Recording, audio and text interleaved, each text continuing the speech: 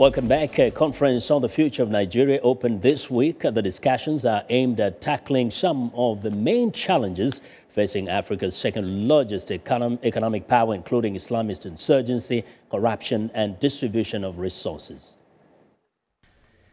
Nigeria's President Goodluck Jonathan inaugurated the national conference on Monday in the country's capital, Abuja. About 500 delegates have been selected from different ethnic regions and religious groups.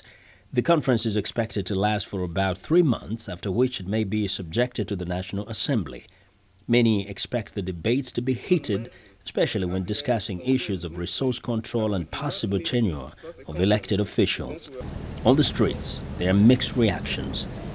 If it's done rightly, it's a nice idea. But right now, we don't really feel this government is sincere enough. Number one, the way they got members of the confab, old men, no youths.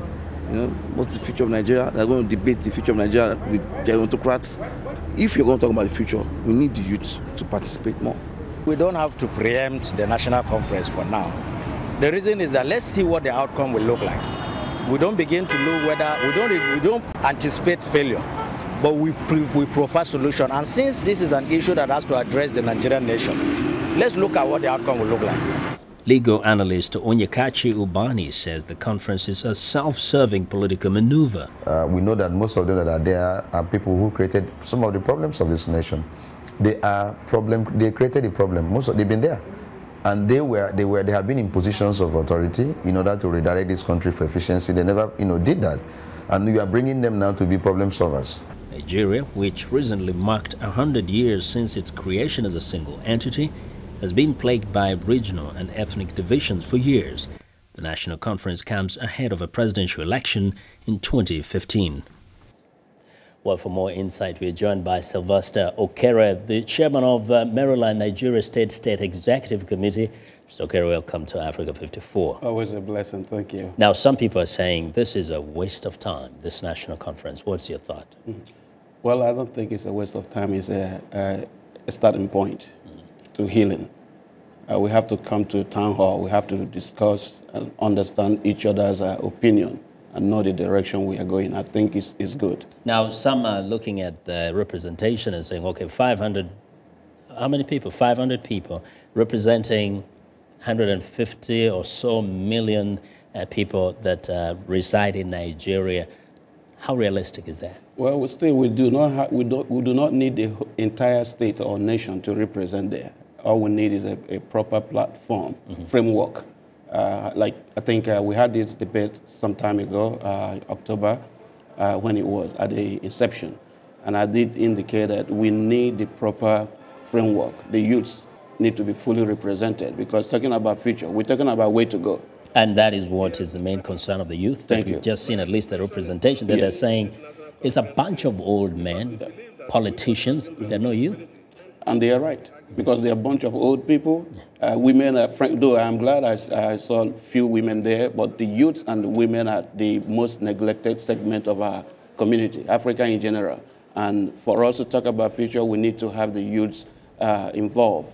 And we need to have all religious leaders, all traditional leaders. So this conference started on the wrong footing by having wrong representation? I don't think it's wrong footing, but let's begin, and I believe amendment could be made. I think the president, when this, as they progress, they should be bringing more people in. Now, many Nigerians don't trust politicians because they say they are behind all the problems of Nigeria, behind corruption, mismanagement, and they're the same fellows sitting around the table.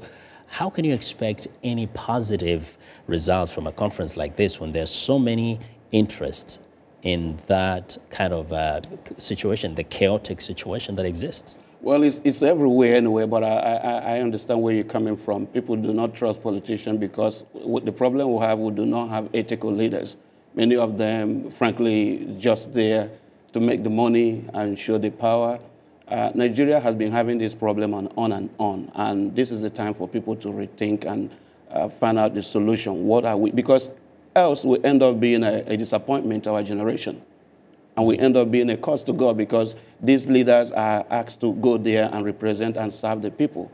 It's a country of over 170 million population, and and yet we have great resources, and poverty is, outnumbering the community. Now, some people are saying, well, the elections are just around the corner. Perhaps it's not the best time because everybody's going to be trying to make this a platform for re-election or election.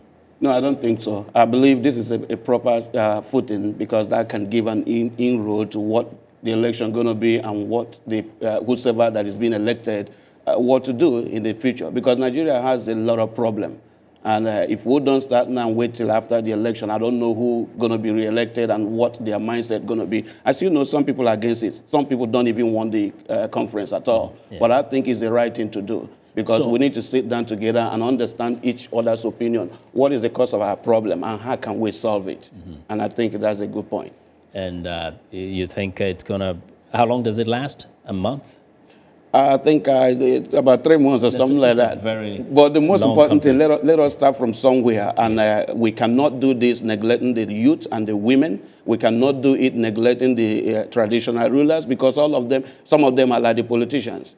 Even ministers, I mean a Christian or Islamic preachers, some of them are being bought over. And that's the problem we have with our politicians, because they go in there. You see, I was reading on the internet.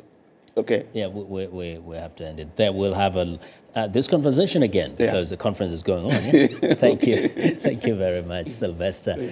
Well, Sylvester Okere is chairman of the Maryland Nigeria Sister State Executive Committee.